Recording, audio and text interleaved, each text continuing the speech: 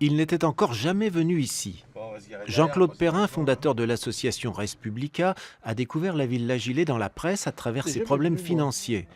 La suppression du festival Mode d'emploi avec ses débats sur les questions de société l'a interpellé. Cet été, il a décidé de porter secours à son concepteur. C'est pas moi qui ai contacté. Vous n'étiez pas demandeur? Mais non. C'est ça qui est merveilleux, c'est comme un conte de fées.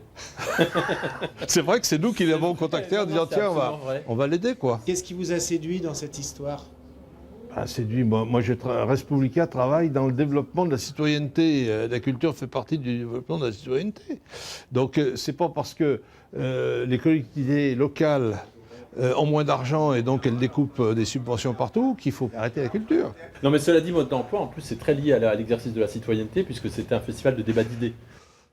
4 années de suite à l'automne, la Villa Gilet fut à Lyon un lieu d'accueil privilégié des débats intellectuels contemporains. Et là, vous pouvez vous dire que dans cette villa, on parlait les gens les plus importants de la vie intellectuelle internationale.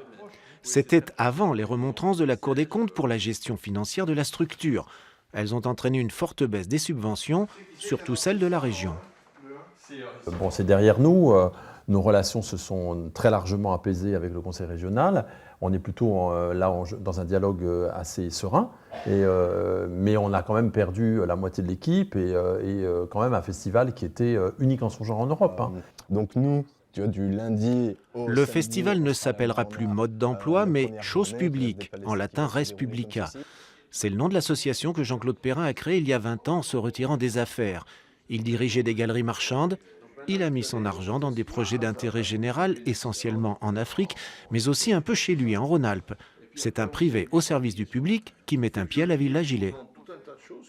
On a imposé un style d'organisation pour que ce soit moins cher, mais on n'a pas du tout imposé des thèmes.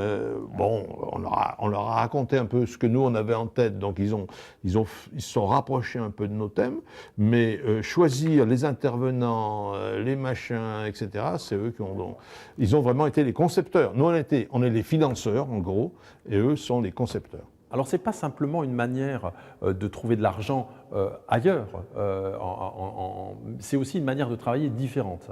C'est-à-dire que je pense que la relation entre le secteur économique et le monde culturel enrichit aussi les pratiques. Parce que si en tant qu'intellectuel on vit hors sol, je pense qu'on perd quelque chose.